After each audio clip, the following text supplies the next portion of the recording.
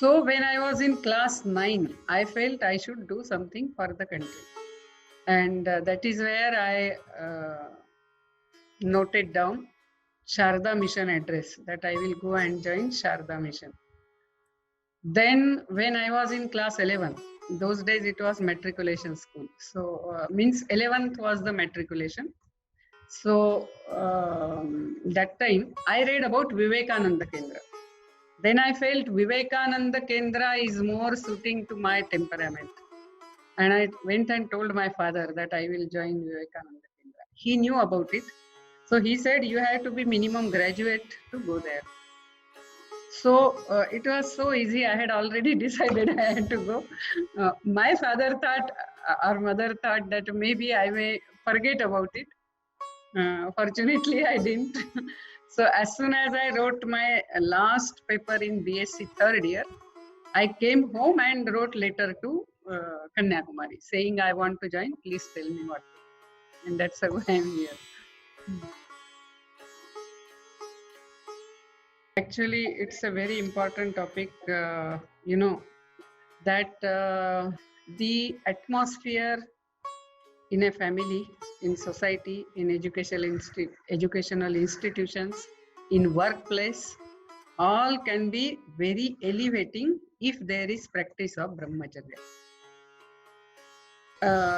As we know that the attraction of opposite sex is created by nature for the perpetuation of further species.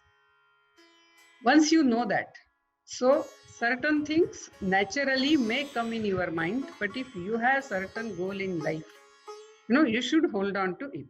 That is first thing.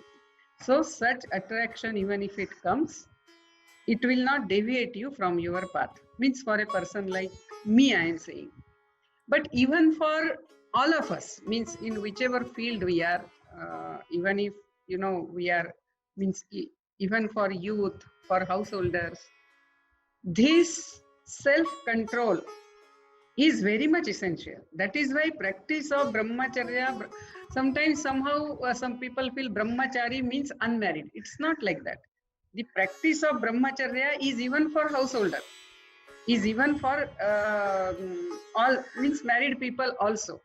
That is being loyal to their spouse, and also there has to be self-control in that.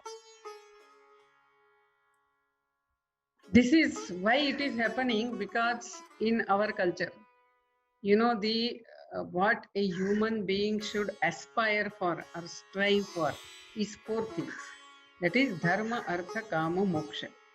So the worth of human life has to be measured in the context of these 4 purushartha. That is how much I am contributing to dharma, artha, kama, moksha, or how much I have acquired in life. But what is happening? Now we evaluate woman only in artha and kama. That is why our assessment goes wrong. That is why our understanding goes wrong, and we somehow destroy her self-confidence. And in all the 4 purusharthas, again, the primary purushartha is dharma. Even artha, kam you should give up, but dharma should not be given up. So dharma is our duty towards our family, society, nation, and the whole creation. And if a woman is fulfilling that, she is doing much better contribution than maybe someone who may not be practicing dharma and is only contributing artha. So this sort of first understanding is required when we evaluate.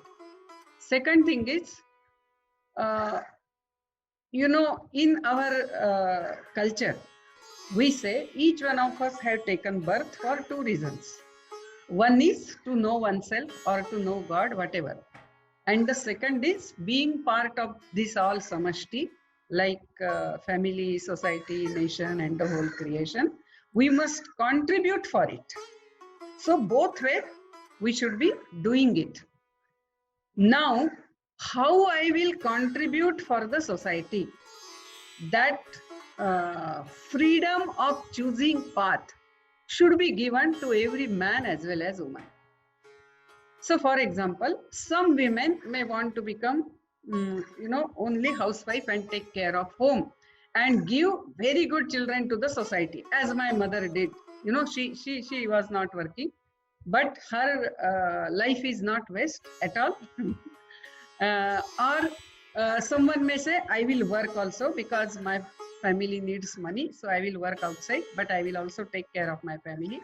Someone says, I don't want to marry, I want to become a best scientist because she has that thirst for knowledge.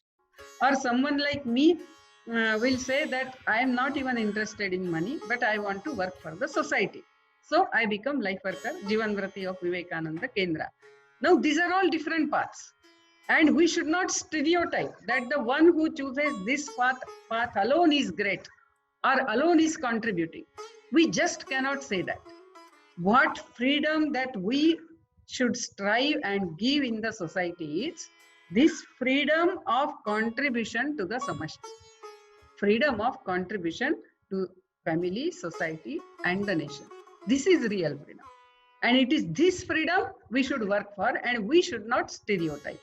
So evaluation in the parameters of dharma, artha, kama, moksha, and also the freedom of choosing the path for contributing. So these two things if we see, and this if we make part of the education, whether at home, whether in schools, then if a woman, she feels, no, I don't want to work, she will not feel guilty. Then when I was talking like that, someone asked me, then what is the use of our education? I told, what do you mean? Is education for earning money, or is education for becoming a wholesome personality? So if education is for becoming wholesome personality, then a more person is educated, knows many things, she can bring up her children very well if she wants to do only that. If she wants to go for some career, okay, that is also fine. Why should we stereotype? That freedom should be given, and that choice should be respected. Whosoever chooses whatever. I will just share one incident. In one of our Dampati Sammelan, one woman, she said that my husband bought Android for me, and I was trying to do something and it was moving, means first time she was handling, so naturally some problems were there. So she called her son, college going son, that, hey, what happened, something has disappeared or something like that. So he came. Then he told, mother, you are technologically challenged. How many times I have told you, and still you are missing it. Something like that he said and laughed. And his sister also laughed. Means both the children laughed. Now the husband who was sitting there, he heard it. And then he told, look here. He told his children, look here, today whatever I am, today whatever you are, is because of, the sacrifice of your mother.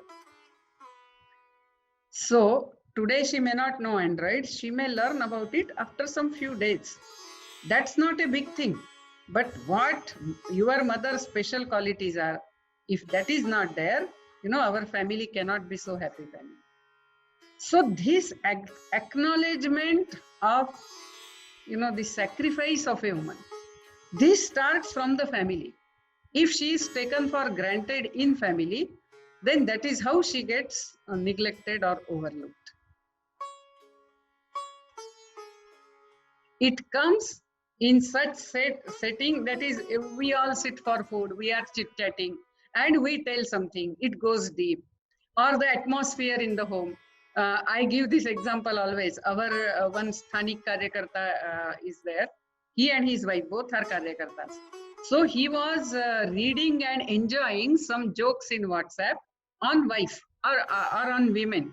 So he was telling her. Then she told, keep quiet. Don't read it out loudly. Our children are growing. I don't want them growing up making fun of women. Please don't read it. So this is how the values can be inculcated.